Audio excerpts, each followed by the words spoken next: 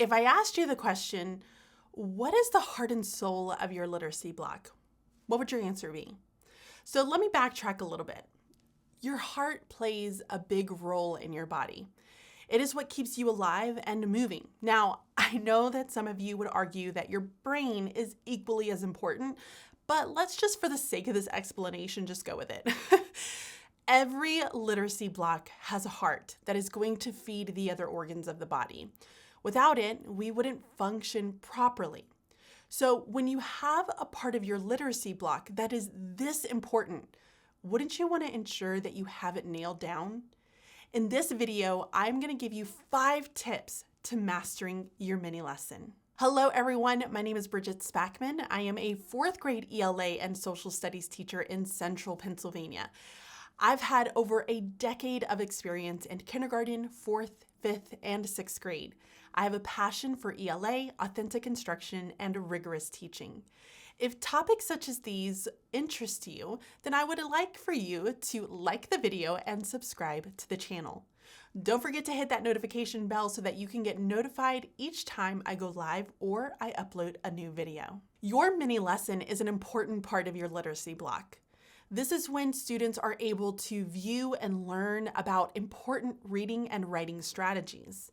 They have the opportunity to practice, and more importantly, the teacher is offering feedback to ensure that students are practicing the skill correctly. Knowing that your mini lesson is so critical to the other components of your literacy block, it can be helpful to have some tips that can help you make the most of this time and make it even more engaging, simple, and efficient.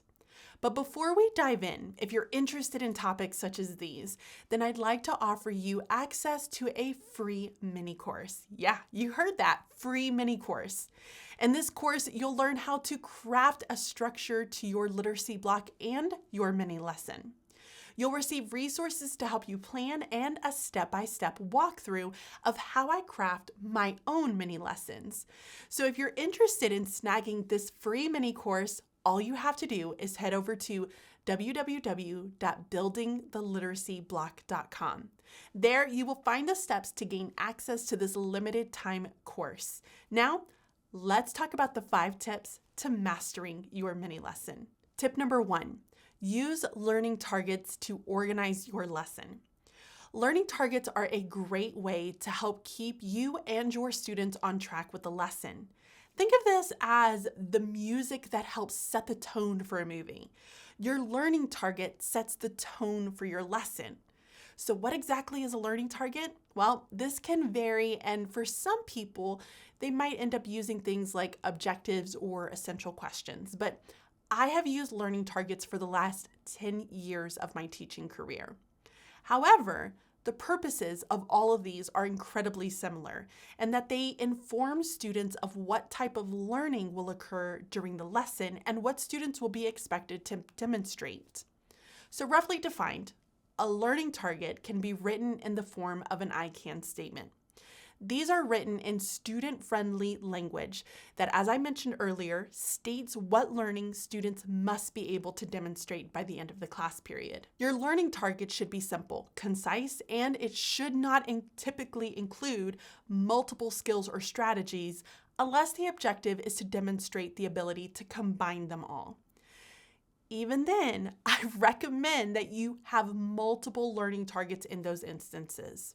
Examples of learning targets are going to be things like, I can use a metaphor to convey an emotion. I can use important details from the text to support my idea. You should use learning targets repeatedly throughout the lesson and make sure that you're aligning your assignments to match the learning that you want your students to demonstrate at the end of it. Tip number 2 is to keep your lesson snappy. So the attention span of your students is limited. In fact, our own attention span has gotten shorter and shorter. With social media moving to quick form videos, we are always just one swipe away from finding the next best thing to capture our attention.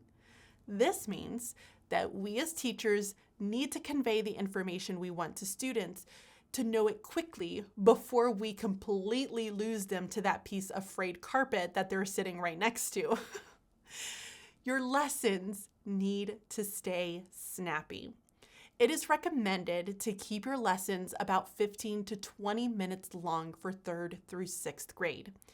This is the most time students can stay in one sitting listening to a lesson. However, I have found that the first 10 minutes are the most important, as I have many students who are just starting to lose focus from that lesson.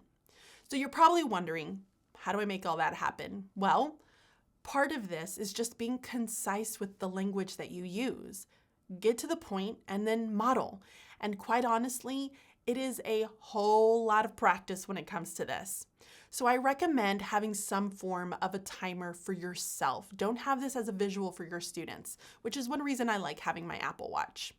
And then if you need to, you can possibly plan out writing scripts if you're somebody like me who just tends to ramble a lot. Tip number 3 is to have your materials ready. Benjamin Franklin said, "By failing to prepare, you are preparing to fail." The time you spend planning and preparing for your lessons gives insight into the effectiveness that it will have on your students. For example, the less you are prepared, the less your students will gain from that lesson. The more you prepare, the more your students will be able to gain and therefore be able to apply and demonstrate. Plan out the materials and then have them ready in the location that you're going to administer your lesson. I suggest thinking through each part of the lesson and almost visualize the entire thing in your head. So for instance, how will you pass out materials for your practice? How will students be able to expect it to write? Will you have students who keep the materials in front of them the entire time? Or will you need students to turn and talk? Will you need to have a copy of a page from the book for your students to analyze? Thinking through each step of your lesson will help to make sure that this time is way more efficient. Tip number 4 is give opportunities for practice. Piggybacking off of my last tip, as you work to prepare materials, make sure that you are offering students opportunities to practice the skill and strategy.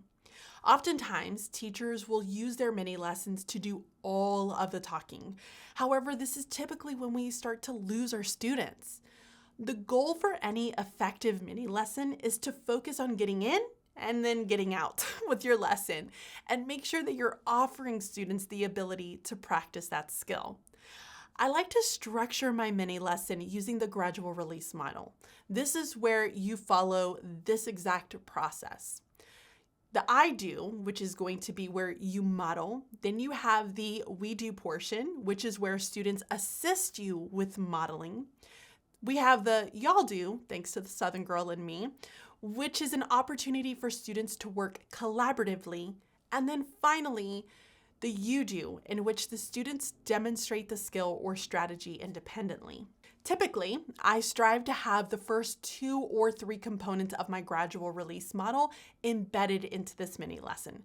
This means that I have the I do, we do, and the y'all do in the mini lesson. And it means that I need to offer my students my model, opportunity to help, and finally, a way for them to be able to collaborate with their peers to work through this strategy. I like using this framework because it keeps me focused during my lesson. It allows my students to remain focused as well because things are starting to move quickly. They appreciate the opportunities to also talk and work with one another. Modeling the I do is typically the easiest part of the lesson. This is the time in which the teacher talks through his or her thinking. During the we do portion, I keep the same process. However, this time I'm starting to ask for more input from my students. I might say things like, what do you think I should write here? Or listen to this section. How is the character feeling? You can even have your students come up and share the pen. However, be careful because this will consume a ton of time if you are not very strategic. Start by just adding a word or a phrase versus having kids write an entire sentence. For the y'all do portion, I will do an array of activities. I might have some sticky notes for students to write on. If they have like a passage, they might highlight and add notes to the margins, or I might make a single copy of a page from a mentor text for students to read with their partners and discuss. The point is that this can look different in many ways. This process keeps their attention and it keeps the lesson moving quickly. Tip number 5, offer feedback. Feedback is the most important component to include in your mini lesson. This tip may not be a long one to explain, but it needs its own tip because of the impact that it has on your students' learning. Feedback is when you are able to make observations of what your students are doing and the need to redirect them or to help clarify some of those misconceptions.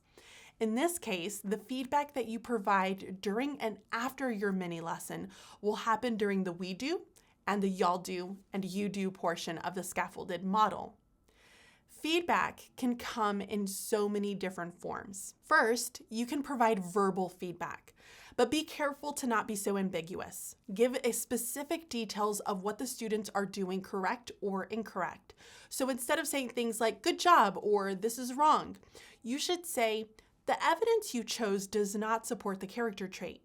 Can you look for evidence that helps the reader know that the character is determined? The more explicit you can be, the better. Second, you can provide feedback through the use of a rubric. To make things easy, I recommend using a proficiency scale rubric. This type of rubric is aligned to the learning target or objective of that lesson. So for example, if my objective for my learners is to determine a character trait of a character within a fictional text, then I would create a rubric that would directly align to the score students with a 1 to a 4. Each score would articulate the level of understanding demonstrated by the students. This will show learners where they need to go and how they are going to get there. Finally, provide students with feedback through the use of a conference.